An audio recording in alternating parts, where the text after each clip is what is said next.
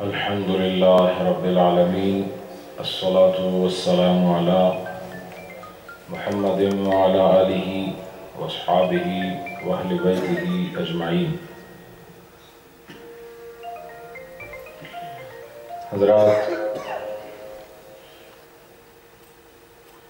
بسد شوق بارگاہ رسالت میں ہدیہ سلام پیش کریں۔ الصلاۃ والسلام علیکہ یا رسول اللہ وعلی آلکہ واصحابکہ یا رحمۃ للعالمین۔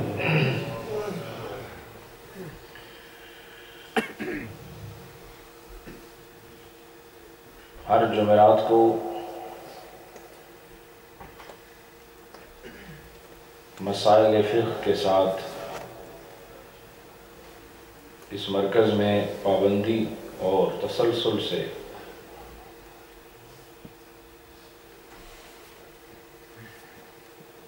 زیر عنوان محفل ذکر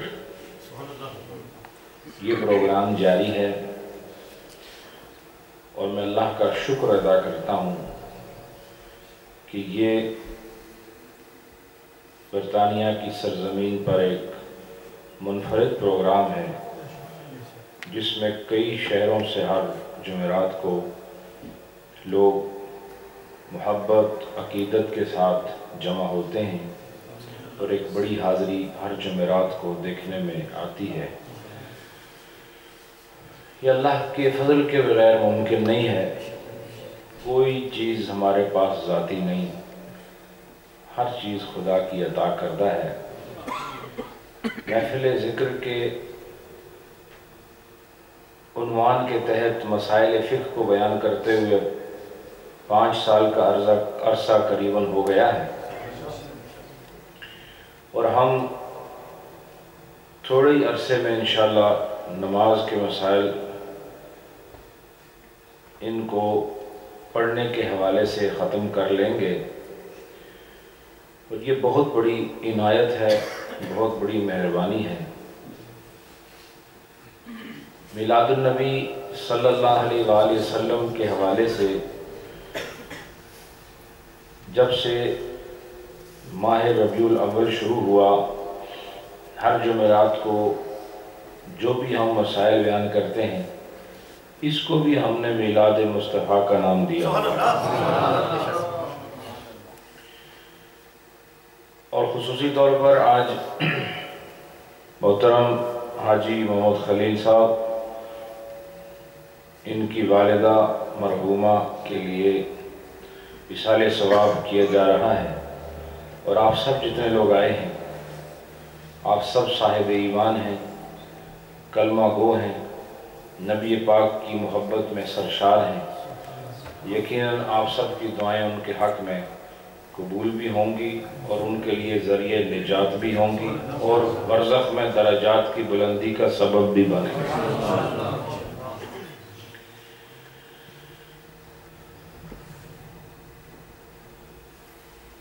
یہ محفل بھی میلاد کی ہے۔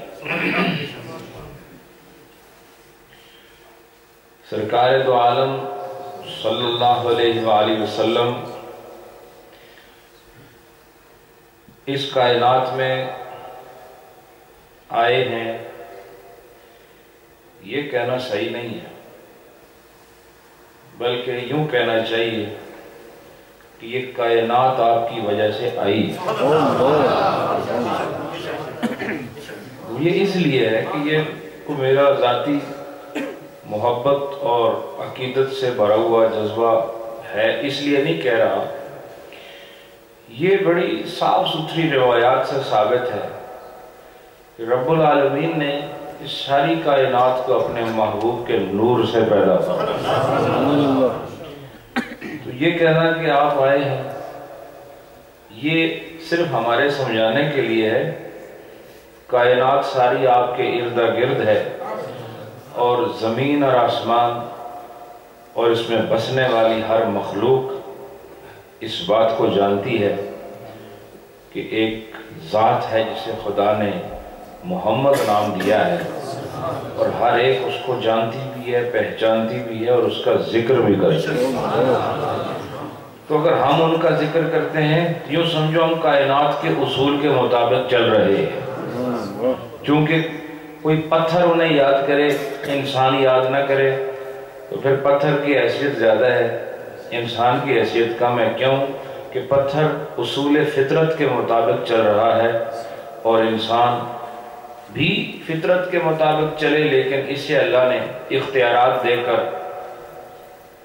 اس کو مختار بنا کے انسان کو ایک امتحان میں مبتلا کیا ہے۔ اگر یہ مجبور محض ہوتا تو پھر یہ بھی عام مخلوقات کی طرح اللہ کی تسبیح بھی کرتا، نبی کا ذکر بھی کرتا، لیکن چونکہ یہ امتحانی دور سے گزر رہا ہے، امتحانی دور میں کاغذ اور قلم طالب علم کے ہاتھ میں دیا جاتا ہے اور اسے کہا جاتا ہے سوال سامنے موجود ہیں، لکھتے جاؤ۔ وہ جو بھی لکھے اسے روکتا کوئی نہیں۔ بعد میں جب استاد وہ پرچہ دیکھتا ہے پھر وہ مارکنگ کرتا ہے، لیکن جس وقت وہ کر رہا ہوتا ہے وہ روکتا نہیں ہے، چاہے وہ دیکھ بھی لے یہ غلط لکھ رہا ہے، وہ روکتا نہیں کہ تم یہ کیا لکھتے ہو، ایسے ہی تم ذکر کرو یا نہ کرو خدا دیکھ تو رہا ہے، تم بات کرو یا نہ کرو وہ دیکھ تو رہا ہے۔ جب امتحان ختم ہو جائے گا، مارکنگ کا وقت آئے گا، اس وقت پوچھے گا یہ اس سوال کا تم نے یہ جواب کیا لکھا ہے۔ اس وقت وہ لوگ بڑی آسانی سے پل صراط سے گزر جائیں گے جن کے نام اعمال میں ہر فعل کے آگے اور ہر فعل کے پیچھے رہبری اور رہنمائی کے لیے حب رسول موجود تھی۔ ان کے لیے یہ سفر آسان ہو جائے گا، اور جو اس سفر میں ناکام ہو گئے یاد رکھیں عمل کی قوت انہیں بچا نہیں سکتی ہے۔ عمل تو ایمان سے متعلق ہے، ایمان خامی کے ساتھ متعلق ہو تو عمل کبھی مقبول نہیں ہو سکتا ہے۔ ہم امتحان گاہ میں ہیں، اور اچھا طالب علم وہی ہوتا ہے جو کمرہ امتحان کی فضا کو سمجھے اور سوالوں کو بغور پڑھے اور جواب وہ نہ دے جو اس کا من کہتا ہے، یا جو دائیں بائیں سے لوگ کہیں یہ جواب لکھو، نہیں، وہ لکھتا ہے جو خدا اور اس کے رسول نے بتایا ہے۔ جو پڑھانے والے ہیں ان کے پڑھے ہوئے کے مطابق جواب دے گا تو پھر پرچے میں کامیاب ہو جائے گا۔ لہذا ہم کسی شرقی و غربی کی بات سن کر آپ کے ذکر کو فراموش نہیں کر سکتے۔ آپ کی محبت کے حوالے سے نبی پاک نے جب نصاب دے دیا کہ تمہارا ایمان ہوتا ہی نہیں جب تک کہ تم سب سے زیادہ مجھ سے محبت نہ کرو، تو بتاؤ جس کے ساتھ سب سے زیادہ محبت ہو، اس کے ساتھ سب سے زیادہ محبت ہو، مجھے بتاؤ کیا اس کا ذکر سب سے زیادہ نہیں ہونا چاہیے؟ نبی پاک نے فرمایا نا تم مومن نہیں ہو سکتے جب تک کہ سب سے زیادہ محبوب نہ ہو جاؤں، سب سے زیادہ میں محبوب نہ ہو جاؤں تم مومن نہیں ہو سکتے۔ تو جو سب سے زیادہ محبوب ہو جائے اس کی بات کرنا یہ پھر عجیب بات نہیں ہے، بات نہ کرنا عجیب بات ہے، کیونکہ اصول ایک اور بھی حضور نے ارشاد فرمایا من احب شیئا اکثر ذکرہ، جو جس سے محبت کرتا ہے وہ پھر اکثر اسی کا ذکر کرتا ہے۔ اور نبی پاک فرماتے ہیں سب سے زیادہ محبت مجھ سے کرو، تو پتہ چلا جس سے محبت ہو اس کا ذکر ہوتا ہے۔ یہ بھی نبی نے کہا جس سے محبت ہو اس کا ذکر ہوتا ہے، اور نبی کہتے ہیں سب سے زیادہ محبت مجھ سے کرو، تو جب سب سے زیادہ محبت آپ سے ہے سب سے زیادہ ذکر بھی آپ کا ہی ہوگا۔ اور کوئی اس سے اس مغالطے میں نہ پڑے کہ پھر اللہ کا ذکر کدھر گیا۔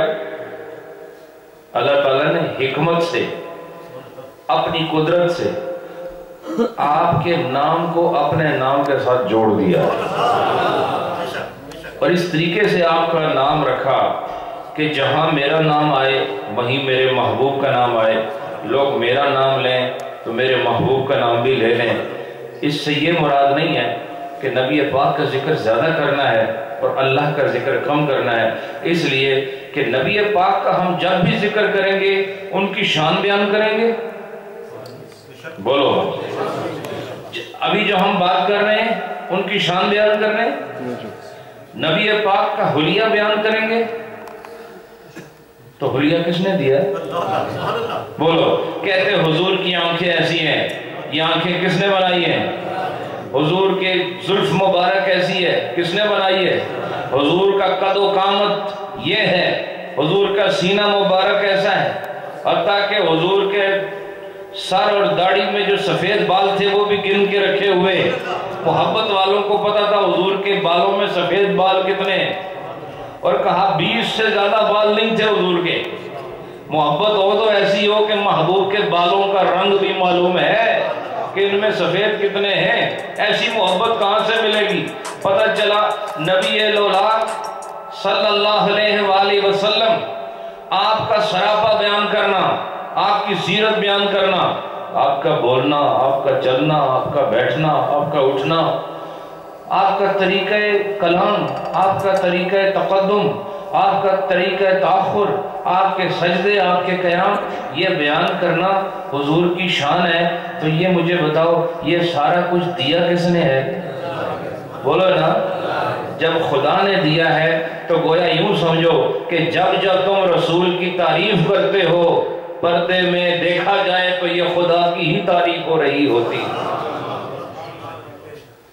مجھے بتاؤ، آپ اگر کسی سے کہیں، مثال کے طور پر آپ ہیں، آپ کوکنگ کا کام کرتے ہیں، مثال کے طور پر آپ شیف ہیں، تو آپ کسی سے کہیں وہ کھانا لا کے سامنے رکھے، آپ اسے کھائیں، وہ اپنے فن کے مطابق، اپنی استعداد کے مطابق وہ اس کو بنائے گا جو اس کو معلوم ہے. اس کے بعد وہ آپ کے سامنے رکھے، آپ اس میں سے لقمہ اٹھائیں، اس کے بعد اس سے کہیں تم بہت خوبصورت ہو، تمہارے کپڑے کتنے پیارے ہیں، تم بولتے کتنا اچھے ہو، لیکن یہ تو تم نے زہر بنایا ہوا ہے. مجھے بتاؤ جب آپ اس سے یہ کہو گے نا کہ یہ تم نے کھانا نہیں زہر تیار کیا ہے، وہ جو پچھلی تعریف کی آپ نے وہ قائم رہے گی؟ بولتے نہیں آپ لوگ. وہ پچھلی تعریف جو آپ نے اس کی ہے وہ قائم رہے گی؟ بولو نا. بولتے کیوں نہیں؟ میں سمجھا رہا ہوں، مسئلہ سمجھا رہا ہوں. آپ نے اس سے کیا کہا؟ آپ نے یہ کہا، اور ہو سکتا ہے آپ نے سچ ہی کہا، اس نے اتنی مرچ ڈال دی ہو کہ زہر ہی لگا ہوا، آپ کو اتنا نمک ڈال دیا ہو کہ وہ مثل زہر آپ کو زبان پر ذائقہ آتا ہو، تو آپ نے منہ میں رکھا اور کہا آپ بہت خوبصورت ہیں، بڑے اچھے نسل سے آپ کا تعلق ہے، بہت آپ صاحب عزت آدمی ہیں، لیکن یہ زہر بنایا ہوا آپ نے. اب پچھلی تاریخ ختم ہو گئی. مجھے بتاؤ جب سانے اپنی مصنوع سے پہچانا جاتا ہے، بنانے والا اپنی بنائی ہوئی چیز سے پہچانا جاتا ہے. اگر تم ایک شیف سے کہو کہ تم خوبصورت ہو تو تم نے سالن بنایا، یہ زہر ہے، تو وہ پہلی تعریف کام میں نہیں آتی. خدا کو یاد کرنے والوں اور خدا کی تعریفیں کرنے والوں، اس کی صنعت اعظم جناب محمد ہے. اگر اس کی تعریف کرو اور اس کی بنائی ہوئی چیز میں نقص نکالو تو پھر تم نے خدا کی تعریف کیا کی ہے؟ اگر کی ہے تو وہ بھی ختم ہو گئی ہے. ہمیں خدا نے یہ جرت دی ہے اور یہ حصہ ہمیں ملا ہے، ہم خدا کی تعریف کرتے ہیں، اور جسے خدا نے بنایا محمد اس کی بھی تعریف کرتے ہیں. کیوں؟ ان دونوں میں خدا کی ہی تعریف نظر آ رہی ہے.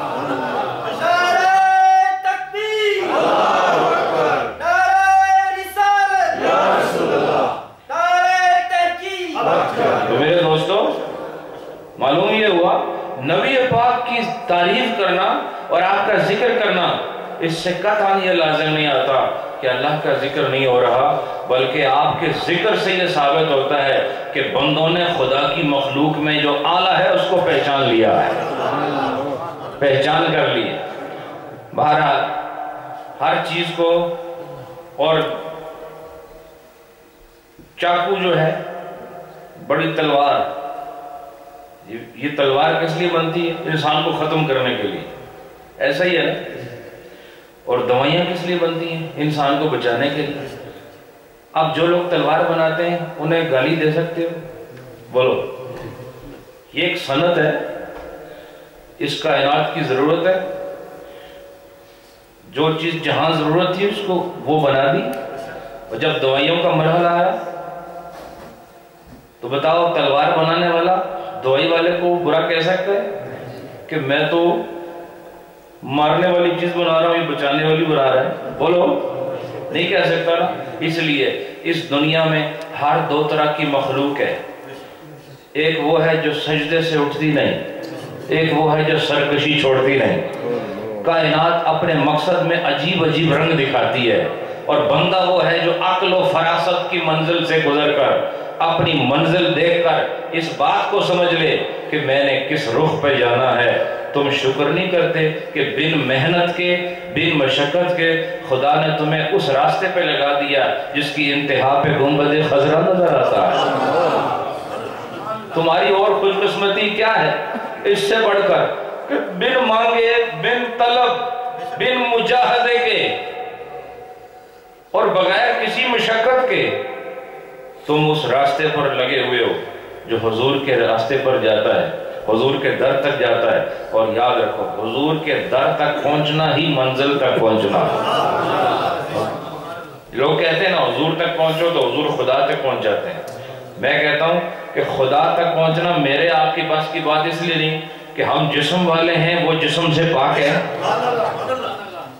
اللہ کی بات آپ اس وقت کریں جب کو اللہ کے بارے میں آپ کو سمجھ آئے کہ اللہ کیا چیز ہے، اور اللہ چیز ہے ہی نہیں۔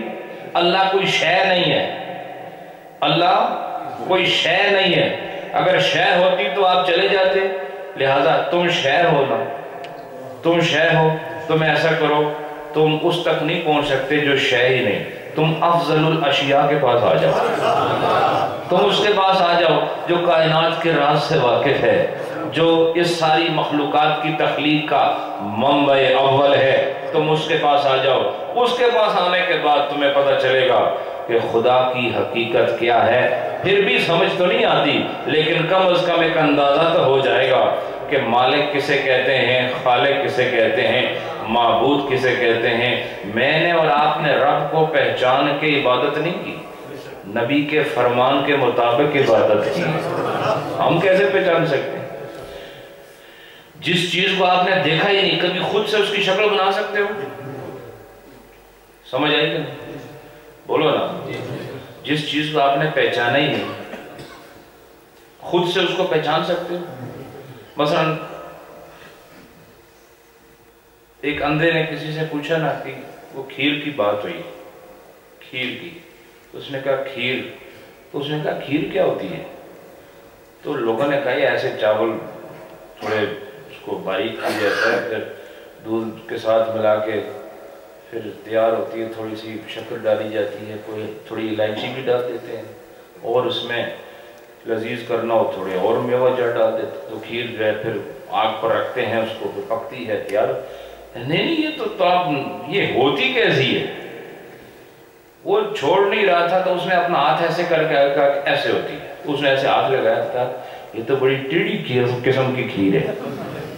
نے کہا کھیر تو بڑی ٹیڑھی ہوتی ہے، اسی سے وہ ضرب المثل بن گئی ٹیڑھی کھیر جو ہمارے اردو زبان میں استعمال کیا، یعنی اوکھا کم ہوئے نا تو اس واسطے نے ٹیڑھی کھیر، ٹھیک ہے اردو زبان میں۔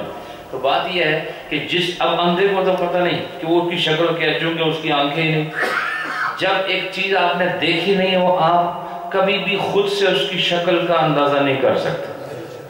ہر چیز کا اندازہ آپ کسی شکل کو دیکھ کر پھر دوسرے پر کر سکتے ہیں۔ مثلا آپ کہتے ہیں کہ میرا ایک دوست ہے بڑا حسین ہے، اب آپ صورت کا اندازہ کر سکتے ہیں، کیوں کہ آپ کو پتہ ہے انسان کی آنکھیں ہوتی ہیں کیسی ہوتی ہیں، ناک کیسا ہوتا ہے، لب کیسے ہوتے ہیں، کان کیسے ہوتے ہیں، ماتھا کیسا ہوتا ہے، رخسار کیسے ہوتے ہیں۔ آپ کچھ نہ کچھ امیج آنکھ بند کر کے بنا سکتے ہو کہ ایسا ہوگا۔ لیکن اگر میں کہوں کہ ایک چیز ہے بڑی خوبصورت ہے، آپ کہیں گے، پھر آپ پوچھیں گے اچھا وہ کس طرح کی ہوتی ہے، وہ بتائے کہ بس مجھے نہیں معلوم۔ آپ خود سے بتا سکتے ہیں وہ کیا ہے؟ نہیں بتا سکتے۔ تو اللہ کو آپ پہچان کیسے سکتے ہیں؟ کوئی تصویر ہو تو آپ کو دکھائیں، کوئی جسم ہو تو آپ کے سامنے رکھیں، کوئی اس کا رخ ہو تو آپ کے سامنے رکھیں۔ وہ تو رخ سے بھی پاک ہے، وہ تو سمت سے بھی پاک ہے، وہ تو مکان سے بھی پاک ہے، وہ تو زمانے سے بھی پاک ہے۔ تو ایسی ذات کو سمجھنے کے لیے ساری مخلوق مل کر عقل کے گھوڑے دوڑائے وہ منزل تک نہیں آ سکتا. ایسی ذات تک پہنچانے کے لیے اور ایسی ذات کو سمجھانے کے لیے ہی خدا کا حبیب آیا کرتا. اور جب وہ آئے تو خدا کو معبود ماننا آسان ہو گیا. جب وہ آئے تو اس کو مسجود ماننا آسان ہو گیا. لہذا یہ ساری بہار میلاد مصطفیٰ کی بہار ہے. یہ ایمان، یہ عمل، یہ قول، یہ فعل، یہ سوز اور یہ ساز، اور یہ ماحول دل گداز، اور اس ماحول میں یہ خوبصورت آواز، یہ سارا صدقہ اسی صاحب حجاز کا ہے. اور انہی کی یہ ادنا سی رحمت کی ایک کرن کہتا ہوں اسے، جو ہمارے اندر ایک بہار ہے. وگرنہ دیکھا جائے تو حضور کی ذات کو اگر درمیان سے نکالو، پوری کائنات کا وجود یہ متصور نہیں ہو سکتا. اب یہ چونکہ اللہ کا کرم ہے کہ ہمیں اس نے جماعت ہی وہ دی ہے جس میں اس بات کی گنجائش ہی نہیں کہ ذکر رسول پر پابندی عائد کی جائے. میں یہ ہر جگہ کہتا ہوں، بار بار کہتا ہوں. ویسے میں تقریر ایک بار نہیں کرتا، لیکن جو اصول ہے وہ ہر جگہ پیش کر دیتا ہوں. اور وہ اصول یہ ہے، چاہے دنیا کے سارے مولوی، علماء، مفتی، مشائخ جتنے اکٹھے ہو جائیں، ان سے صرف ایک بات جرأت کے ساتھ کہہ سکتے ہیں ہم سب، چاہے وہ مانے نہ مانے، ہزاروں فتوے لگائیں آپ کو، فتوے کو چک تھوڑی مارتے ہیں آدمی کو، لگاتے رہو. لیکن ایک بات بتاتا ہوں، وہ یہ ہے کہ ذکر رسول کے لیے کسی دلیل کی ضرورت نہیں ہے. بس اس کو اپنے پلے باندھ لو، اس کے لیے کسی دلیل کی ضرورت نہیں. بس جس سے پیار ہوتا ہے اس کی بات ضرور ہوتی ہے. ہمیں ان سے پیار ہے، اس لیے ہمارے گھر بتاتے ہیں کہ یہ ذکر والے ہیں، ہماری مسجدیں بتاتی ہیں یہ ذکر والے، ہمارے مدرسے بتاتے ہیں کہ یہ ذکر والے. الحمدللہ ہمارا تعلق نہ دہشت سے ہے، ہمارا تعلق نہ قتل و غارت گری سے ہے، ہمارا تعلق نہ فتنہ و فساد سے ہے. ہم تو سیدھے سادھے لوگ ہیں. حضور کا میلاد مناتے ہیں، جشن کرتے ہیں، آپ کی نعتیں پڑھتے ہیں اور آپ کا ہی ذکر کرتے ہیں، اور آپ کے وسیلے کے ساتھ اللہ کی بارگاہ میں پہنچنا چاہتے ہیں. بس اسی طرح زندگی گزر جائے تو اور ہمیں کسی اعزاز کی ضرورت ہے بھی نہیں. اللہ خوش رکھے. یہ تو میں نے باتیں اس لیے کی کہ ہماری ہر محفل میں لاتے ہیں، اور جتنا میں نے کہا یہ کافی آپ کے لیے. اب مسائل کی طرف بڑھتے ہیں. یہ غالباً آخری ہی چیپٹر ہے، اور میں دیکھ لوں تاکہ بات غلط نہ ہو جائے. بس یہ یوں سمجھے کہ یہ آخری ہی چیپٹر ہے. اس کے بعد پھر کتاب الزکوٰۃ شروع ہوتی ہے. یعنی یہ الحمدللہ ایک عرصہ دراز سے یہ مسائل کے سلسلے جاری ہیں. میں سب صاحبان عزت، علماء کرام، حفاظ کرام اور علامہ محمد بشیر سیالوی رحمۃ اللہ علیہ کے ساتھ صاحب قبلہ، ان کی آمد، ہمارے حافظ صاحب، دیگر جتنے بھی احباب تشریف لائے ہیں، ان سب کا ممنون ہوں کہ اس پروگرام میں آپ حاضر ہوئے. اور میری آپ سے ریکویسٹ یہ ہے کہ کئی لوگ آج حاجی خلیل صاحب کی وجہ سے آئے ہیں. میں کہتا ہوں آپ اللہ کے لیے بھی آ جائے کریں، اس میں بھی آپ کو ثواب ہوگا. آپ کے بہت قریب رہتے ہیں ہم، جسم قریب ہیں، دل بھی قریب رہنے چاہیے. ہمارا علاقہ ایک ہے، گلی کوچے ایک ہیں، اور پیغام حق ہے. یہاں جو بیان ہوتا ہے کو میں آپ کو نہری شریف کا سبق نہیں پڑھاتا ہوں، میں نے آپ کے سامنے یہ فتاوی عالمگیری رکھا ہو، اس کا سبق دیتا ہوں. تو جس کو مسائل سے ذوق اور شوق ہو، بغیر کسی افتراق و اختلاف کے، ہر چیز کو بالائے طاق رکھتے ہوئے صرف اللہ کی بھیجی ہوئی شریعت کو سیکھنے کے لیے ضرور جمعرات میں 2 گھنٹے کا وقت دیا کریں. کہاں سے، بعض اوقات اسکاٹ لینڈ سے بھی یہاں لوگ موجود ہوتے ہیں، بڑی دور دور سے لوگ آتے ہیں کچھ حاصل کرنے. اور دکان لگی ہو اور سودا مل بھی مفت رہا ہو، آپ تھوڑی سی سیل کے لیے نہ جانے کتنے کلومیٹر کی ڈرائیو کر لیتے ہیں یہاں آپ کے بالکل پڑوس میں سیل ہے اور کوئی قیمت نہیں ہے، اللہ اور اس کے رسول کی رضا کے لیے بیٹھے ہیں۔ اس لیے اہلیان اولڈم جتنے بھی ہیں، میں آپ کو اللہ کی رضا کے لیے کہتا ہوں کہ آپ اس مجلس میں آیا کریں، اور اگر آپ کو فائدہ ہو تو پھر آنے والے کام کو استقلال کے ساتھ نبھاتے رہیں۔ اتنا وقت آپ کے پاس ضرور ہے کہ آپ مسائل سیکھیں، فائدہ ضرور ہوتا ہے۔ وہ لوگ جو یہاں 5 سال سے آ رہے ہیں، ان سے پوچھو انہوں نے کیسی کیسی باتیں سیکھی ہیں، جو کبھی گمان میں بھی نہیں آئیں، ایسی باتیں سننے میں آئیں، اور وہ ہماری شریعت کا اہم حصہ ہیں۔ اللہ سب کو اجر عطا فرمائے، برکت عطا فرمائے۔ الباب الحادی والعشرون فی الجنائز، یہ جو چیپٹر ہے، یہ میں خصوصی طور پر حافظ اورنگزیب صاحب آگے آ جاؤ، یہ جو چیپٹر ہے خصوصی طور پر مجھے دیکھو بھائی، آپ تو حافظ اورنگزیب تھوڑی ہیں، آپ کیوں دور دیکھو، یہ جو سبق ہے یہ اہم ترین سبق ہے اس اعتبار سے کہ یہ اس میں وفیہ سبعۃ فصول، اس میں 7 فصلیں ہیں، یعنی چیپٹر 1 ہے اور اس کے آگے مزید کلاسیفائی کیا ہوا ہے 7 حصوں میں، اور اس میں یہ باب ہے جنائز کا، یعنی جنازے کے بیان میں، اور اس میں اتنے عجیب و غریب مسائل ہیں جو ابھی بھی میں بیان کرنا شروع کروں گا تو آپ کو پتہ لگ جائے گا کہ اہم چیزیں ہیں۔ ہمارے لوگوں کو پتہ ہی نہیں ہوتا جب کوئی فوت ہو جائے تو پھر اس کے بعد احکام کیا ہوتے ہیں، فوت ہونے سے پہلے کے احکام کیا ہیں، یہ بحیثیت مسلمان جاننا ضروری ہے۔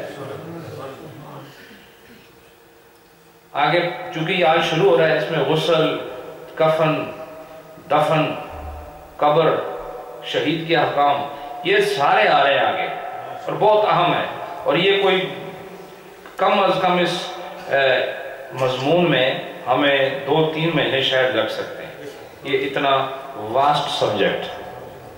الفصل الاول فی المحتضر، پہلی جو فصل ہے یہ ہے محتضر کے بیان میں۔ محتضر کیا ہوتا ہے؟ محتضر کہتے ہیں اس انسان کو کہ موت جس کے قریب آ چکی ہے، یعنی وہ ابھی مرا نہیں ہے لیکن وہ ہے جان کنی کے عالم میں، تو موت اصل مسئلہ ہے، لیکن موت سے جو پہلے کا مرحلہ ہے یہ وہاں سے شروع کر رہے ہیں، یعنی مرے نہیں ہے ابھی مرنا ہے، تو وہ جو قریب المرگ آدمی ہوتا ہے اس کو کہتے ہیں محتضر، دعات کے ساتھ، جس کو اردو میں محتضر پڑھتے ہیں، ٹھیک ہے۔ اذا احتضر الرجل، جب کسی آدمی کی جان کنی کا وقت آ جائے، جب اس کی موت قریب ہو جائے، وجہ الی القبلۃ علی شق الایمن، کہا کہ پھر اس کو دائیں پہلو کی طرف کرتے ہوئے قبلہ رو کر دیا جائے۔ وہ آدمی جو ابھی مرا نہیں ہے لیکن مرنے کے قریب ہے، اور یقین کریں جب میں یہ آج پڑھ رہا تھا تو بہت عجیب کیفیت تھی، اس لیے کہ قبل اس کے کہ لوگ آپ کے جسم کو اپنے ہاتھوں سے چھوئیں، اور زندگی بھر آپ اپنے جسم کو اپنے ہاتھوں سے چھوتے ہیں اور یہی چاہتے ہیں کہ آپ کے جسم کو کسی اور کا ہاتھ نہ لگے، لیکن قبل اس کے کہ وہ موقع آئے کہ آپ اپنے ہاتھوں میں نہ رہیں، کسی اور کے ہاتھ میں چلے جائیں، اپنے ہاتھوں کو پاک کر، قبل اس کے کہ آپ کا چہرہ لوگ قبلے کی طرف پھیریں، زندگی میں ہی منہ قبلے کی طرف کر لو، اور وہ جو کچھ پیچھے رہ گیا اسے ادا کر لو۔ اور سب سے مشکل مرحلہ وہ ہوتا ہے کہ جب آپ کے ہاتھ سے ہر چیز نکل جاتی ہے، قوت ختم، بولنا ختم، سننا ختم، بظاہر نہ چل سکتے ہو نہ دوڑ سکتے ہو، آج ہر چیز موجود ہے۔ دیکھو آپ سب مجھے دیکھ رہے ہیں، الحمدللہ آج آنکھیں کھلی ہوئی ہیں، آج میری بات سن بھی رہے ہیں آپ سب، آج جو میں کہہ رہا ہوں سمجھ بھی رہے ہیں؟ تو قبل اس کے کہ یہ ساری باتیں آپ کے لیے ایک خواب بن جائیں، اس سے پہلے بیدار ہو جاؤ۔ اور میں نے اس سبق کو پڑھتے ہوئے بہت کچھ سیکھا ہے، اور اللہ سے دعا کی ہے کہ خدا مجھے نیک عمل کی توفیق دے، کیونکہ ایک بڑی تلخ حقیقت ہے جس کا سامنا کرنا ہے ہم سب نے۔ اور یاد رکھیں، قبر اچھے تابوت سے نہیں بنائی جاتی، نہ بار سنگی مرمر سے بنائی جاتی ہے، قبر اللہ کے ذکر سے ہی تیار ہوتی ہے۔ اور خدا کے تابعدار بندے اپنی قبروں کو اس کی یاد سے تیار کرتے ہیں، اور آپ جو قبر بناتے ہو تو آپ اپنا حق ادا کرتے ہیں، لیکن اپنی قبر انسان خود ہی تیار کرتا ہے۔ اس لیے آپ جتنا عظیم بنانا چاہو بنا لو، اور جتنا ویران کرنا چاہتے ہو ویران کر لو، آپ کے اپنے ہاتھ میں۔ تو اس موقع یہ جو میں مسائل بتا رہا ہوں، اس مسئلے کو مسئلہ بھی سمجھو، اور اس سے آنکھ بند کر کے یہ بھی سوچو کہ ایسا وقت آپ پر بھی آ سکتا ہے۔ احتضار کے وقت، جان کنی کے وقت، دائیں جانب لٹا کر اس کا رخ کس طرف کیا جائے؟ قبلے کی طرف کیا جائے۔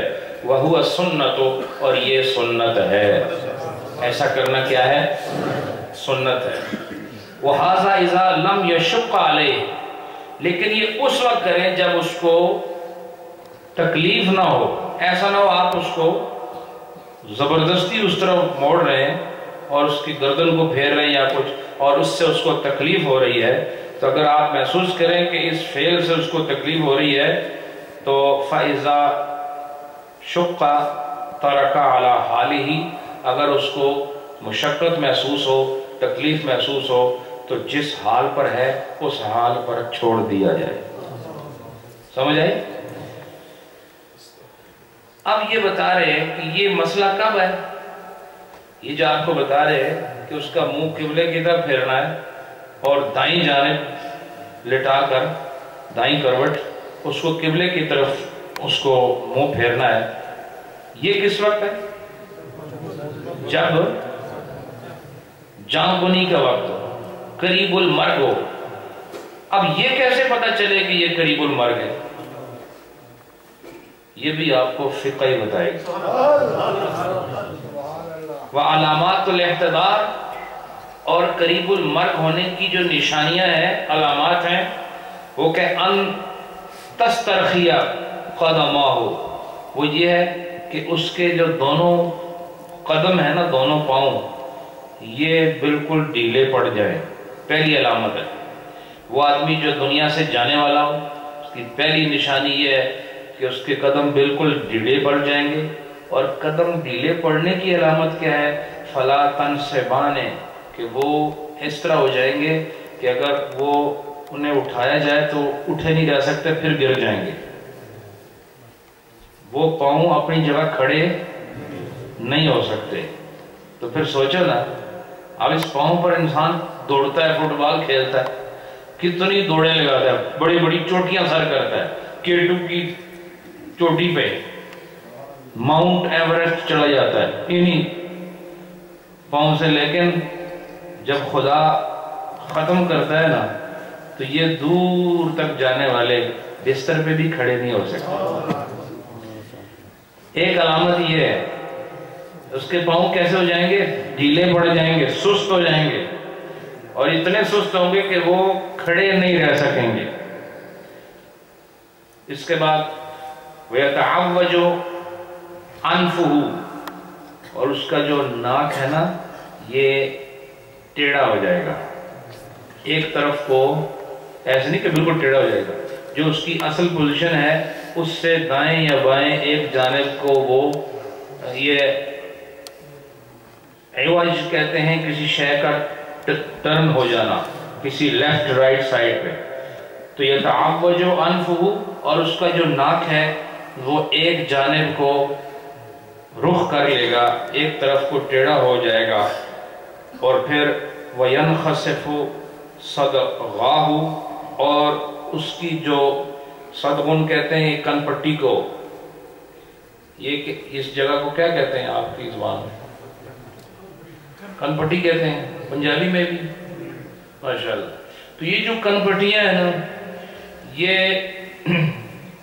ینخسف، خسف کہتے ہیں کسی چیز کا دھنس جانا، اور اللہ کے عذاب میں سے ایک عذاب خسف بھی ہے کہ مثلا پوری کی پوری زمین دھنس جائے. سمجھ آئی کہ نہیں؟ اس کو عربی میں کیا کہتے ہیں؟ خسف کہتے ہیں. کیا کہتے ہیں؟ کسی شے کا مٹ جانا.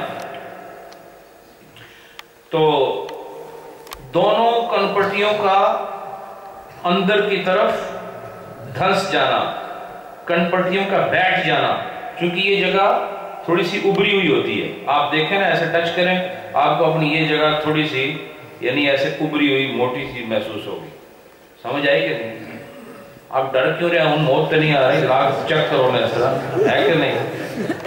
ہے محسوس ہوتی ہے کہ نہیں؟ یہ کنپٹیاں ہیں، یہ ابری ہوئی جگہ ہوتی ہیں. تو یہ جب عند الاحتضار یعنی جب انسان قریب المرگ ہوتا ہے تو یہ جگہیں پھر ابری نہیں رہتی، یہ بیٹھ جاتی ہیں، سکڑ جاتی ہیں. اب یہ باتیں آپ کو نہیں نا پتہ ہے. اب آئے ہو تو آج پتہ ہے، بے شک نہ ہو، لیکن کم از کم جو آج بتا رہا ہوں یہ آپ کے لیے باتیں نہیں ہیں. پھر فرمایا، پھر وَتَمْتَدُّ جِلْدَةُ وَجْهِهِ، اور اس کا جو چہرے کی جلد ہے نا یہ سٹریچ ہو جائے گی. کیسے ہو جائے گی؟ یعنی یہ کھینچی جائے گی. جیسے نارمل ہوتی ایسے نہیں ہوگی، بلکہ آپ محسوس کریں گے کہ اس کا چہرہ جو ہے اس پر جو سکن ہے وہ تھوڑی سی کھینچی ہوئی نظر آ رہی ہے.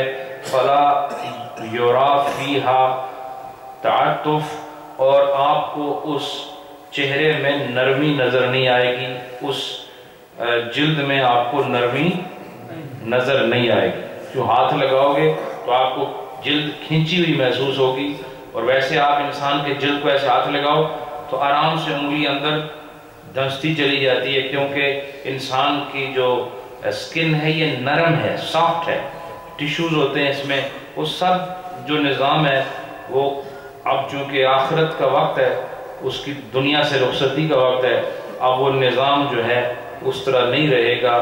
یہ نظام متضاد ہونا شروع ہو جائے گا، اور یہ جو چہرے کی جلد ہے یہ سخت ہونا شروع ہو جائے، کھینچتی چلی جائے گی، اور نرمی چہرے پر یا چہرے کی جو سکن ہے اس پر نظر نہیں آئے گی.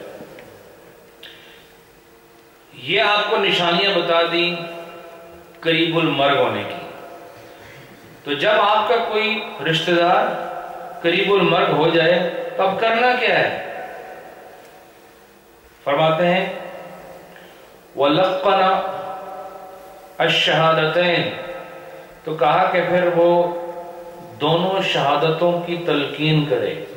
لقنا یلقن تلقینا، تلقین کرے. اور وہ کس طرح تلقین کرے گا؟ وَسُورَةُ التَّلْقِينِ أَن يُقَالَ عِنْدَهُ فِي حَالَةِ النَّزْعِ قَبْلَ الْغَرْغَرَةِ. اس کو ذرا غور سے سننا. تلقین کرنے کا طریقہ کیا ہے؟ وہ کہتے ہیں کہ حالت نزع میں اس کے سامنے تلقین کی جائے گی غرغرے سے پہلے، جہرن اونچی آواز سے. کیسے تلقین کی جائے گی؟ اونچی آواز سے، غرغرے سے پہلے. میں بتاتا ہوں اس کا مطلب. وَهُوَ يَسْمَعُ، اور اتنی اونچی آواز ہو کہ وہ سن لے، وہ سنتا ہو. ایسا نہ ہو کہ آپ اپنی آواز میں بول رہے ہو. آپ کا پڑھنا اس وقت اپنے لیے ہے تو دوسرے کا عمل فائدہ دیتا ہے کہ نہیں؟ بولو نا. اور یہ فقہ حنفی ہے نا. تو فقہ حنفی میں الحمدللہ اہل سنت والجماعت کے جتنے عقائد ہیں نا وہ مسائل کے اندر ہی موجود ہیں. نماز کے مسائل میں اہل سنت کا مسلک بھی نظر آتا ہے. اگر آپ کہیں نماز جو انہوں نے پڑھ لی ہے، جو وضو کرنے تھے کر لیے، جو قراتیں کرنی تھی کر لی ہے، جو طواف زندگی کے تھے کر لیے، اب تلقین کی ضرورت کیا ہے؟ لیکن تلقین ہمیشہ دوسرا کرتا ہے. اور جو انسان ہوتا ہے نا جس کو تلقین کی جاتی ہے وہ تو بستر مرگ پر پڑا ہوا ہے، پتہ چلا یہ غیر کا فائدہ عمل اس کو فائدہ دیتا ہے اور خدا قبول کرتا ہے، ہو سکتا ہے اس کی تلقین سے اس کا آخری سفر کامیاب ہو جائے۔ ہم تو شکر کرتے ہیں ہمارے سرانے کوئی ایسا آ جائے جو ہمیں تلقین تو کرے، لیکن یاد رکھو بڑی حادثاتی موتیں ہوتی ہیں، کبھی کوئی بھی پاس نہیں ہوتا۔ اپنے آپ کو خدا کی رضا میں اتنا غرق کر لو کہ خدا کا ذکر اور نبی کا ذکر اتنا تمہارے اندر اور باہر جاری ہو جائے کہ کوئی ہو یا نہ ہو تم خود اپنے آپ کے لیے مستعد بن جاؤ، متلقن بن جاؤ، خود ہی اپنے لیے تلقین کا اہتمام کرو، اور ادھر فرشتہ آئے تم بھی ایسے ہاتھ پھیلا کے کہو کوئی ڈرنے کی بات نہیں، جس کے پاس سے آئے تھے اسی کی طرف لوٹ کر جا رہے ہیں۔ اِنَّا لِلَّهِ وَإِنَّا إِلَيْهِ رَاجِعُونَ کا یہی مطلب ہے کہ جس کو لوگ آئے ہیں اسے وہ واپس جا رہے ہیں، یہی مطلب ہے اس کا۔ اب یہ ہے کہ غرغرہ کیا ہوتا ہے؟ موت سے پہلے غرغرہ کہتے ہیں، یوں سمجھے کہ ہانڈی جب آگ پر ہو تو جب وہ ابل رہی ہوتی ہے نا، اس وقت جو ساؤنڈ پیدا ہوتا ہے نا اس کو غرغرہ کہتے ہیں۔ تو مرنے والا اپنی آخری سانسوں میں غرغرے کی منظر سے گزرتا ہے، کوئی ہلکی آواز سے، کوئی اونچی آواز سے، اپنی اپنی کیفیات اور جسمانی ساخت اور بعض اوقات کہوں گا اعمال کے اعتبار سے غرغرے کی کیفیات متبدل ہوتی رہتی ہیں، اس میں تبدیلی ممکن ہے، لیکن ایک آواز ہے جو سانس اکھڑتے وقت نکلتی ہے، اسی کو غرغرہ موت کہتے ہیں۔ اس غرغرہ موت سے پہلے پہلے توبہ بھی اللہ کی بارگاہ میں قبول ہو جاتی ہے، غرغرے سے پہلے پہلے۔ یاد رکھیں یہ توبہ کے اصول میں اہل علم نے ذکر کیا ہے کہ غرغرہ موت سے پہلے پہلے جو توبہ کرے، ریپینٹ کرے، اللہ تعالیٰ قبول فرما لیتا۔ وَهُوَ يَسْمَعُ، اور وہ اتنی آواز سے پڑھے، تلقین کرے کہ جو قریب المرگ انسان ہے وہ سن رہا ہو، اور کیا کہے؟ اشہد ان لا الہ الا اللہ، یہ ہے شہادہ۔ کیا ہے یہ؟ اور واشہد ان محمد الرسول اللہ، یہ ہے شہادتین، دو نہیں، ایک شہادت ہے خدا کی الوہیت کی اور ایک شہادت ہے رسول کی رسالت کی۔ اور پتہ چلا مرتے وقت بھی جب خدا کے ذکر کے ساتھ رسول کا ذکر ضروری ہے۔ فقط شہادت اللہ کے لیے کہ وہ الہ واحد ہے، اس سے بات نہیں بننے والی، اس شہادت سے بات نہیں، شہادتین سے بات بنے گی۔ اگر خدا کو الہ مانتے ہو تو محمد کو رسول اللہ بھی ماننا ہوگا۔ اس لیے یہ خوبصورت طریقہ ہے تلقین کا کہ کیا آپ نے کہنا ہے اس کے سامنے؟ اشہد ان لا الہ الا اللہ و اشہد ان محمد رسول اللہ۔ سمجھ میں آگئی؟ اچھا، اب یہ تو تلقین اسی کو کہتے ہیں، یہ کیا ہے؟ تلقین۔ وَلَا يُقَالُ لَهُ قُلْ، لیکن کہا کہ تلقین کرتے وقت اس سے یہ کہے گا نہیں کہ یہ پڑھو۔ بھئی یہ بات قابل غور ہے، سارے سنو۔ تلقین کے وقت کیا ہے؟ تلقین کیا ہے؟ تلقین ہے شہادتین کا پڑھنا۔ کس کے پاس؟ قریب المرگ آدمی کے پاس۔ کس وقت؟ غرغرے سے پہلے پہلے، غرغرے کے بعد نہیں، چونکہ اس وقت پھر تو کسی چیز کا پڑھنا پڑھانا، جیسے فرعون این سمندر کے بیچ میں آگے کہنا کہ میں رب نہیں ہوں، رب تو ہی ہے، کہ وہ موقع رب کو ماننے والا نہیں تھا۔ موت سامنے نظر آئے، وہ غرغرے کا عالم ہوتا ہے، اس وقت پھر تلقین کی ضرورت۔ تلقین کب ہے؟ غرغرے سے پہلے پہلے۔ تو پھر تلقین میں کیا اس کو کہنا ہے؟ اے میرے بھائی صاحب یا میرے چاچا صاحب پڑھو یہ اشہد کہانی۔ وَلَا يُقَالُ لَهُ قُلْ، اسے یہ نہیں کہا جائے گا کہ پڑھو۔ وَلَا يَلَحُّ عَلَيْهِ، اور نہ ہی اس پر اصرار کرے کہ پڑھو جی پڑھو، کیوں نہیں پڑھتے ہو، پڑھو۔ اصرار بھی نہیں کرنا، نہ اسے کہنا ہے کہ تو آپ پڑھو۔ مخافتا یضجر، اس خوف سے کہ کہیں دل کی بے قراری کی وجہ سے، اور وہ جو حالت ہوتی ہے نظر کی، اس کی بے قراری کی وجہ سے وہ کہیں انکار ہی نہ کر دیں. بھئی یہ بھی تو ہے کہ اس کو اس کی جان نکل رہی ہے، غرغرے کی کیفیت تو نہیں آئی، تو آپ اصرار کر رہے ہیں جو میں پڑھ رہا ہوں پڑھو. مجھے بتاؤ، کبھی آپ نے دیکھا ایک زخمی آدمی روڈ پہ پڑا ہوا، کبھی آپ اس کے ساتھ کوئی ایسی باتیں کرتے ہیں کہ اچھا جی تم درود شریف پڑھو یا یہ کرو؟ اب وہ درد کی حالت میں آپ اس سے جو مرضی کہیں، وہ کیفیت ایسی کیفیت میں ہوتا ہے کہ آپ کی بات کو سمجھ نہیں آتی، وہ ہاں نہ پتہ نہیں کیا کہے گا آگے سے. کہا کہ تلقین کا مطلب یہ نہیں کہ اس سے وہ کلمات کہلواؤ اور اس سے بار بار کہو یہ پڑھو، چونکہ تنگی قلب کی وجہ سے وہ کہیں سمجھ نہ ہونے کی اسے انکار ہی نہ کر دے. لہذا تلقین کا طریقہ یہ ہے کہ وہ جو قریب المرگ انسان ہے اس کے قریب بیٹھ کر بس زور سے یہ پڑھتا رہے اشہد ان لا الہ الا اللہ و اشہد ان محمد رسول اللہ. یہ بھی ہے، اور یہ نہ ہو تو پھر لا الہ الا اللہ محمد رسول اللہ، یہ بھی ایک طرح کی شہادت ہی ہے. اس کے بعد فرمایا فَإِذَا قَالَهَا مَرَّةً، اگر اس نے الحمدللہ ایک دفعہ کہہ دیا، مثلا آپ نے پڑھا نا اشہد ان لا الہ الا اللہ و اشہد ان محمد رسول اللہ، اس نے سنا، خدا نے توفیق دی، اس نے ایک دفعہ کہہ دیا، اس نے بھی کہا یہی الفاظ، یا اتنا کہہ دیا لا الہ الا اللہ محمد رسول اللہ، وَلَا يُعِيدُهَا عَلَيْهِ الْمُلَقِّنُ الا ان يتکلم بکلام غیرہا، تو کہا پھر اس کو دوبارہ یہ کہنے کی ضرورت نہیں. ایک دفعہ اس نے کہہ دیا نا، بولو ایک دفعہ کہہ دیا تو یہ کافی ہو گیا، اب دوبارہ بار بار نہ کہے. ہاں دوبارہ بھی کہہ سکتا ہے اگر وہ جو کچھ اس نے بتایا ہے وہ تو شہادت ہے نا، وہ شہادت کے علاوہ اس نے شہادت کا کلمہ پڑھا، کلمہ پڑھنے کے بعد اس نے پھر کوئی اور بات کر لی. الا ان یتکلم بکلام غیرہا، کب کرے گا دوبارہ تلقین؟ تلقین ایک ہی دفعہ ہوگی، ایک دفعہ اس طرح ہوگی وہ پڑھے کلمہ، اگر اس قریب المرگ انسان نے کلمہ پڑھ لیا تو اب دوبارہ دہرانے کی ضرورت نہیں، اب بیٹھا رہے آرام سے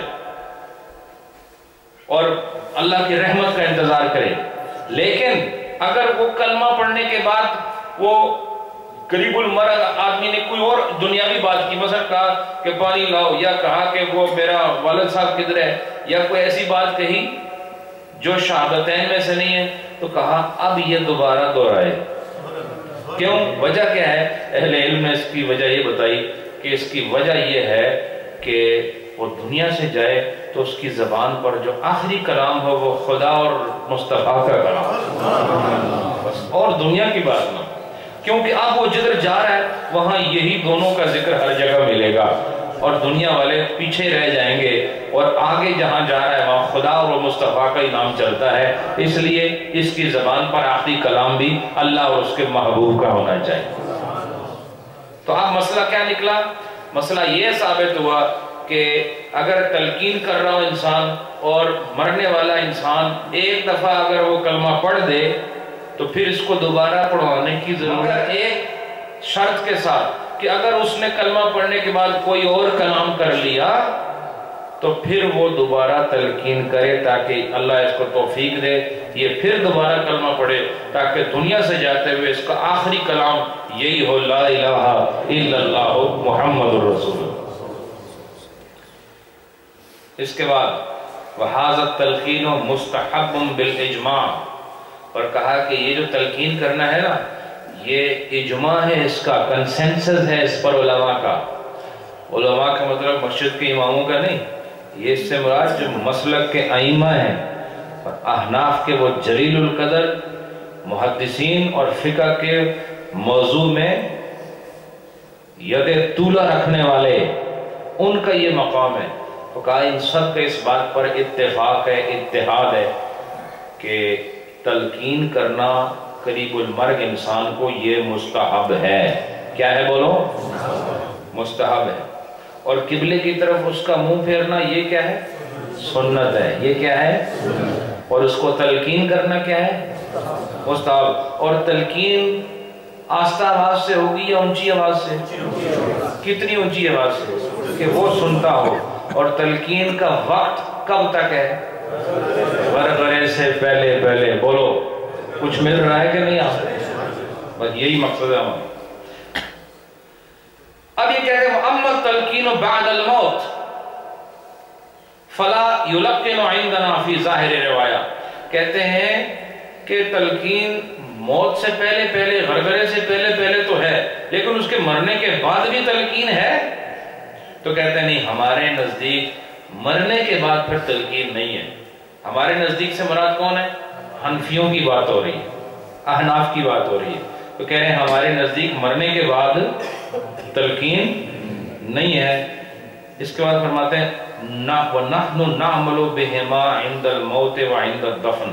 اب سنو بس، کہتے ہیں نَحْنُ نَعْمَلُ بِهِمَا، ہم تلقین پر عمل کرتے ہیں،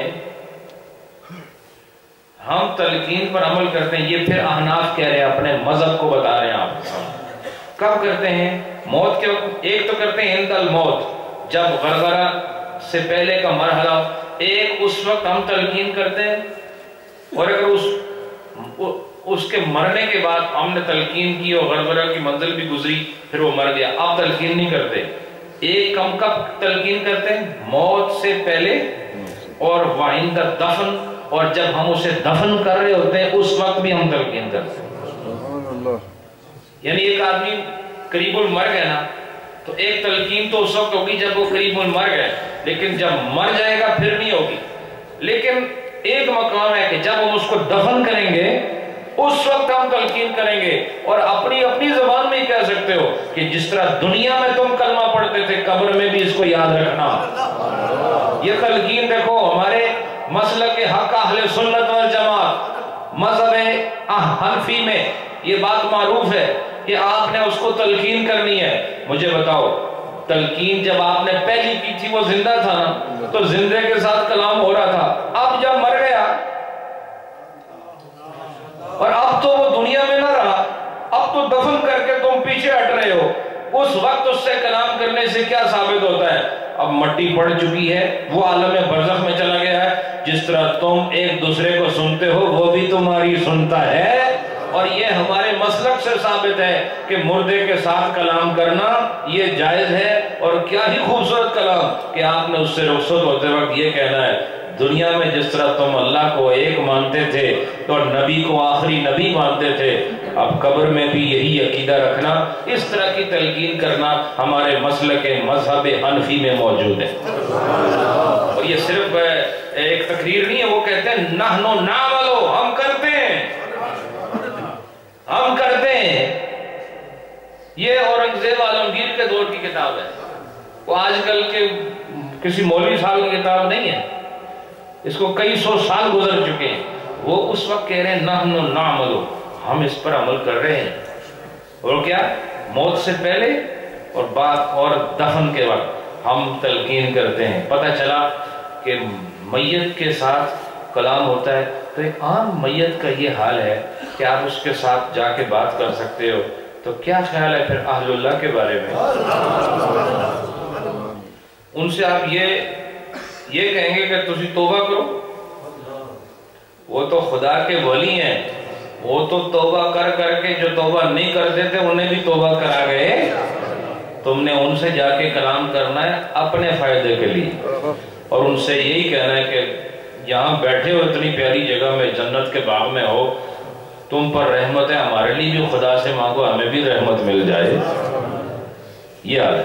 اور اگر ولیوں کا یہ حال ہے تو پھر نبیوں کا کیا حال ہوگا؟ بہرحال دیکھو نا مسئلہ کون سا ہے اور کس کا مسلک ثابت ہو رہا ہے۔ مسئلہ جو ہے وہ کسی اور کا ہے اور مسئلہ کا ہمارا ثابت ہو رہا ہے، چونکہ مسئلہ موت کا ہے، موت تو دوسروں کے لیے ہے، مجھے کہ نہیں، لیکن اس میں مسئلہ کا ہمارا ثابت ہو رہا ہے۔ ماشاءاللہ آپ عقل مند لوگ سمجھ گئے میری بات۔ اس کے بعد فرمایا، بس میں ختم کر رہا ہوں، وَيُسْتَحَبُّ أَن يَكُونَ الْمُلَقِّنُ غَيْرُ مُتَّهِمٍ بِالْمُسَرَّةِ بِمَوْتِهِ، کہا کہ جو تلقین کرنے والا ہے مستحب یہ ہے کہ یہ ایسا انسان ہو جو اس کی موت پر خوش نہ ہوا ہو. نہیں سمجھ آئی؟ یعنی مردے کے سامنے وہ بٹھاؤ جڑا کو اتنا پیارا محبت والا ہوئے، جڑی ساری زندگی گالیاں دینا رہا، تو اس کے سامنے بٹھاؤ یہ تلقین کرو، وہ اس کو دیکھ کے تو کلمہ سارا کچھ بھول جائے گا. سمجھ آئی کہ نہیں؟ مستحب کیا ہے کہ جو اس کی موت پر خوش ہوا اس کو تلقین کے لیے سامنے نہ بٹھاؤ. اور آپ کو پتہ ہوتا ہے، ماحول میں پتہ ہوتا ہے کون کس کے ساتھ کتنی محبت کرتا ہے. محلے کی لوگ تلقین کریں گے نا، یا کوئی کوکاف سے کوئی آئے گا تلقین کرنے، تو آپ کو پتہ ہوتا ہے ان کے آپس میں رابطے کیسے تھے. ساری زندگی گالیاں دیتے رہے اور جب موت آ کے دیکھو کہ آنسو میں، تو یہ منافقت ہے. سمجھ آئی کہ نہیں؟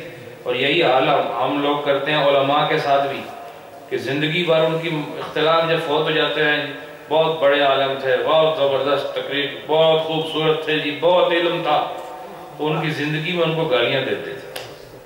یہ منافقت ہے. سمجھ آئی کہ نہیں؟ اور یہ بھی میں آپ کو اس مسئلے سے سمجھا رہا ہوں. پھر فرمایا وَأَن يَكُونَ مِمَّن يَعْتَقِدُ فِيهِ الْخَيْرَ، اور اس آدمی کو ہونا چاہیے، اس آدمی کو ملقن کہتے ہیں تلقین کرنے والے کو. ملقن وہ ہے جو تلقین کرتا ہے. تو کہا کہ ملقن وہ نہ ہو جو اس کی موت سے مسرت حاصل کر رہا ہے، بلکہ ملقن وہ ہو کہ جو اس کے لیے خیر کا ارادہ کر رہا ہے. وہ ظاہر ہے جب خیر کا ارادہ ممن یعتقد، جو اعتقاد کرتا ہو فیہ اس آدمی کے لیے کس چیز کا، الخیر، خیر کا اعتقاد کرتا ہو. اعتقاد کا مطلب کیا ہوتا ہے؟ اندر کی حالت میں یہ ہو کہ خدا اس کو بچا لے، یہ اس کا آخری سفر ہے، خدا اس سے راضی ہو جائے. ایسے آدمی جب تلقین کرے گا تو اندر باہر سے معاملہ ایک ہوگا، اس کی تلقین میں اثر بھی ہوگا. اور اندر سے کہے کہ خدا کرے جلدی دنیا تو جامع، تو بار پڑھ رہا ہو اشہد ان لا الہ الا اللہ. سمجھ آئی کہ نہیں؟ تو وہ تلقین والا ہو جو اس کے لیے خیر کا اعتقاد رکھتا ہو، وہ نہ ہو جو اس کی موت پر خوش ہو رہا ہو. اور اس سے یہ بھی ثابت ہوا کہ موت کے وقت خوش نہیں ہونا چاہیے. ثابت نہیں ہوا؟ یعنی اس چیز کو ناپسند کیا گیا ہے نا کہ تلقین والا وہ آدمی نہ ہو جو اس کی موت سے خوش ہو رہا ہے. اس کے پتہ چلا کسی بھی مسلمان بھائی بہن بچہ بچی کوئی بھی فوت ہو، اس کی موت سے خوش نہیں ہونا چاہیے. سمجھ آ رہی ہے؟ اس کے بعد اب ایک بڑا اہم مسئلہ ہے، یہ میں بیان کر رہا ہوں، آپ سنیں. قالوا وَإِذَا ظَهَرَتْ مِنَ الْمُقْتَدَرِ كَلِمَاتٍ تُوجِبُ الْكُفْرُ لَا يُحْكَمُ بِكُفْرِهِ وَيُعَامِلُ مُعَامَلَةَ مَوْتِ الْمُسْلِمِينَ. کہتے ہیں کہ اگر ایک آدمی جان کنی کے عالم میں ہے اور اس حالت میں اس کے منہ سے کفر کے کلمے نکل رہے ہیں، اب جو ادھر بیٹھے ہو ارد گرد، تم نے کیا کرنا ہے؟ کیا تم نے اس کے ساتھ مسلمانوں والا معاملہ کرنا ہے یا کافروں والا معاملہ کرنا ہے؟ کیوں کہ وہ اس حالت احتضار میں، اعوذ باللہ من ذالک، ہم خدا سے پناہ مانگتے ہیں کہ ایسا وقت ہمارے منہ سے کوئی کفر نکلے. دعا کرو خدا اس وقت کلمہ نصیب فرمائے. زور سے کہو آمین. اس وقت خدا ہمیں کلمہ نصیب فرمائے اور کفریہ کلمے سے ہمیں دور رکھے. تو اگر کوئی آدمی قریب المرء اس وقت ایسے کلمات کہتے ہیں جو کفر کو واجب کر رہے ہیں، تو پھر جو لوگ مسلمان ہیں وہ کیا کہا؟ لا یحکم بکفری، کہا اس کو کافر کا حکم نہیں لگایا جائے گا، چونکہ وہ حالت ایسی ہے، کیا پتہ وہ کس انداز میں، اس کا ہوش بھی، چونکہ بعض لوگ مرتے وقت ان کا دماغ ختم ہو چکا ہوتا ہے. پتہ ہے آپ کو، جس آدمی کو ہوش نہ ہو وہ کیا کہہ رہا ہے اسے پتہ نہیں ہوتا کہ وہ کفر کہہ رہا ہے اسلام کہہ رہا ہے. آپ کو تو نہیں پتا، اگر وہ دل سے کہہ رہا ہے تو خدا کو تو پتہ ہے نا، لیکن خدا کو جو پتہ ہے آپ کو اس کا نہیں پتا. اس لیے آپ وہ کریں جو خدا نے آپ کو کہا، وہ یہ کہ اگر اس موقع پر وہ کفریہ کلمہ ادا کرے تو اس کے ساتھ کفر کا حکم نہیں لگایا جائے گا. وَيُعَامَلُ مُعَامَلَةَ مَوْتِ الْمُسْلِمِينَ، اس کے ساتھ وہی معاملہ کیا جائے گا جو مسلمان موت والوں کے ساتھ کیا جاتا ہے. یعنی کیا؟ اس کو غسل بھی دیا جائے گا، اس کو کفن بھی دیا جائے گا، اس کی نماز جنازہ بھی ہوگی اور اس کو دفن بھی کیا جائے گا. اب سنو، وَحُضُورُ أَهْلِ الْخَيْرِ وَالصَّلَاحِ مَرْغُوبٌ فِيهِ، اور کہا کہ حضور کہتے ہیں کسی چیز کا حاضر ہونا، کہتے ہیں کہ اچھے خوبصورت عمل والے اور خیر والے لوگوں کا اس وقت اس کے قریب رہنا مستحب ہے. یعنی نیکوں کی صحبت کا فائدہ ہوتا ہے. کہا اچھوں کو اس کے پاس بٹھاؤ، نیکوں کو اس کے پاس بٹھاؤ. وَيُسْتَحَبُّ قِرَاءَةُ سُورَةُ یاسین، اور مستحب ہے کہ اس کے سامنے سورہ یاسین کی قرات کی جائے، عندہ اس کے پاس. اور پھر فرمایا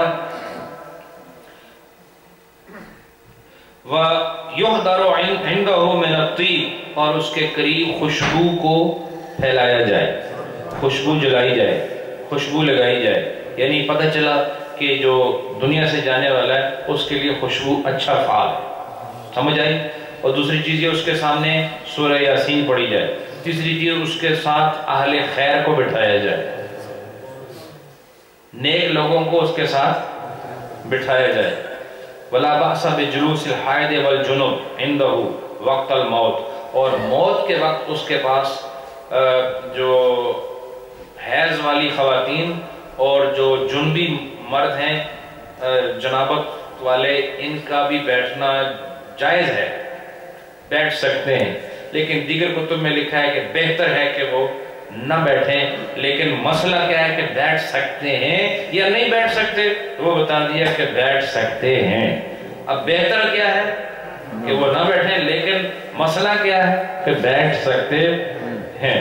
ماشاءاللہ آپ بھی بڑی دیر سے بیٹھے ہوئے، میں یہیں پہ ختم کرتا ہوں. اور انشاءاللہ یہ 2 ہفتے کا بریک آئے گا بیچ میں، اور پھر آگے جو لفظ آ رہا ہے نا، آگے آ رہا ہے فَإِذَا مَاتَ، اور جب یہ مر جائے. اب دیکھو اس سے پتہ چلا اب اگلی بات شروع ہو رہی. تو جب مر جائے اس سے پہلے کے معاملات بتا دیے، اور جب مر جائے پھر کیا ہوگا، یہ سارے معاملات انشاءاللہ تفصیل کے ساتھ حرف بحرف، عبارت در عبارت جس طرح یہاں لکھی ہے آپ کو پیش کریں گے. اور الحمدللہ اس باب میں آپ کو بہت ساری چیزیں اہل سنت والجماعت کے مسلک کی ظاہر ہوں گی.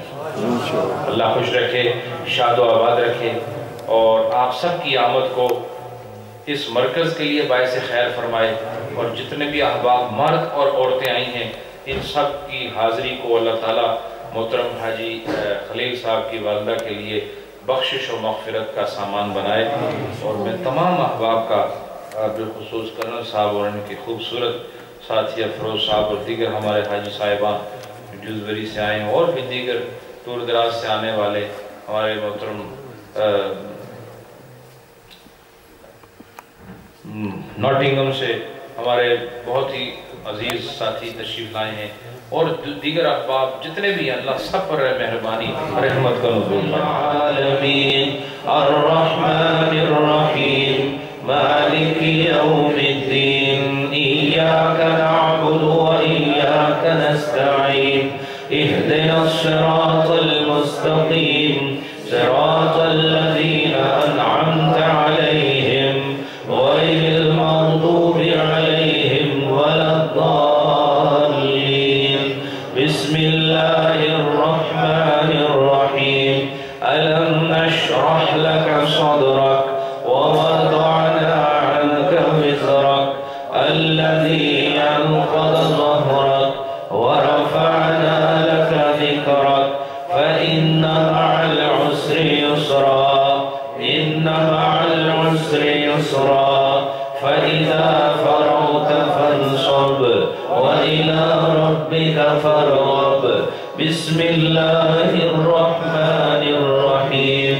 قل هو الله أحد الله الصمد لم يلد ولم يولد ولم له كفوا أحد قل هو الله أحد الله الصمد لم يلد ولم يولد ولم يكن له كفوا أحد قل هو الله أحد الله الصمد لم يلد ولم يولد ولم يكن له كفوا أحد قل هو الله أحد الله الصمد لم يلد ولم يولد ولم يكن له كفوا أحد قل هو الله أحد الله الصمد لم يلد ولم يولد ولم يكن له كفوا أحد قل هو الله أحد الله الصمد لم يلد ولم يولد ولم يكن له كفوا أحد قل هو الله أحد الله الصمد لم يلد ولم يولد ولم يكن له كفوا أحد قل هو الله أحد الله الصمد لم يلد ولم يولد ولم يكن له كفوا أحد بسم الله الرحمن الرحيم اللهم يا قاضي الحاجات يا قاضي الحاجات يا قاضي الحاجات يا قاضي الحاجات بسم الله الرحمن الرحيم اللهم يا كافي المهمات يا كافي المهمات يا كافي المهمات يا كافي المهمات بسم الله الرحمن الرحيم اللهم يا مجيب الدعوات يا مجيب الدعوات يا مجيب الدعوات يا مجيب الدعوات بسم الله الرحمن الرحيم اللهم يا منزل البركات يا منزل البركات يا منزل البركات يا منزل البركات بسم الله الرحمن الرحيم اللهم يا رافع الدرجات يا رافع الدرجات يا رافع الدرجات يا رافع الدرجات بسم الله الرحمن الرحيم اللهم يا حل المشكلات يا حل المشكلات يا حل المشكلات يا حل المشكلات بسم الله الرحمن الرحيم اللهم يا دافع البليات يا دافع البليات يا دافع البليات يا دافع البليات بسم الله الرحمن الرحيم اللهم يا شافي الأمراض يا شافي الأمراض يا شافي الأمراض يا شافي الأمراض بسم الله الرحمن الرحيم اللهم يا مسبب الأسباب يا مسبب الأسباب يا مسبب الأسباب يا مسبب الأسباب بسم الله الرحمن الرحيم اللهم يا مفتح الأبواب يا مفتح الأبواب يا مفتح الأبواب يا مفتح الأبواب بسم الله الرحمن الرحيم اللهم يا دليل المتحيرين يا دليل المتحيرين يا دليل المتحيرين يا دليل المتحيرين بسم الله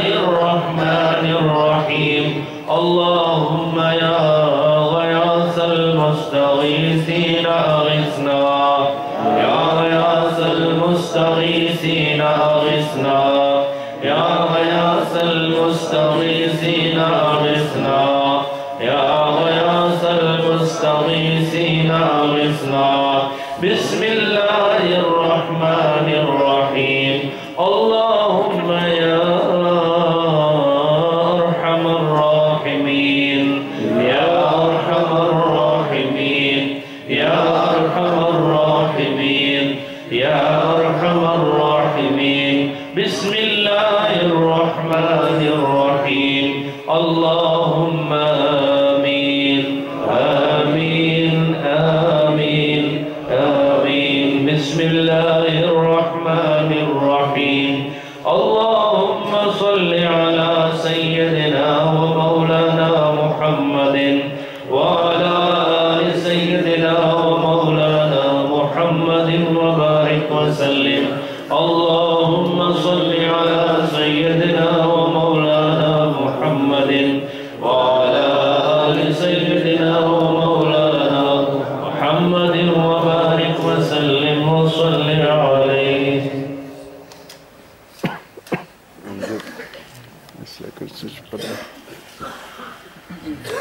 تھوڑی دیر ذکر لیکن بہت توجہ اور بڑی جمعیت قلبی کے ساتھ اور تسلسل صوتی کے ساتھ آوازوں کو باہم یکساں رکھتے ہوئے اللہ اور اس کے محبوب کی بارگاہ میں حاضری پیش کرنی ہے.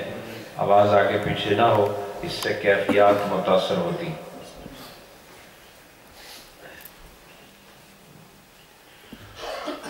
صلی